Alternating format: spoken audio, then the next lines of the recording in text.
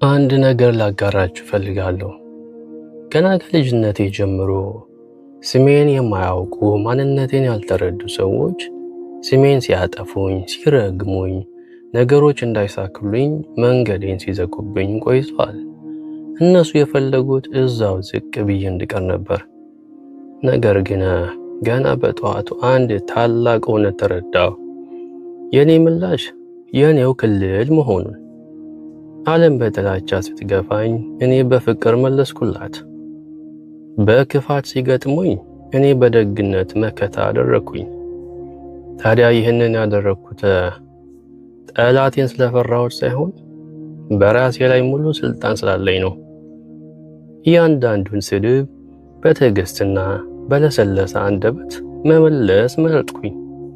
ያን ጊዜ የገዛ ማንነታቸው እንደ መስተዋት በፊታቸው ተደቅኖ የሰሩትን እንዲጸጸቱ፣ እንዲያፍሩ እንዲሁም እንዲያለቅሱ ያደርጋቸዋል።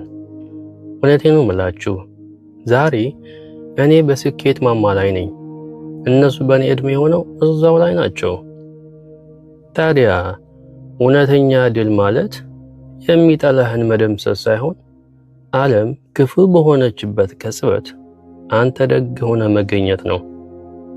ወገኖቼ፣ ዕጣ ፈንታችሁን ለመቆጣጠር ከፈለጋችሁ የሰዎችን ጩኸት መሸከም አቁሙ።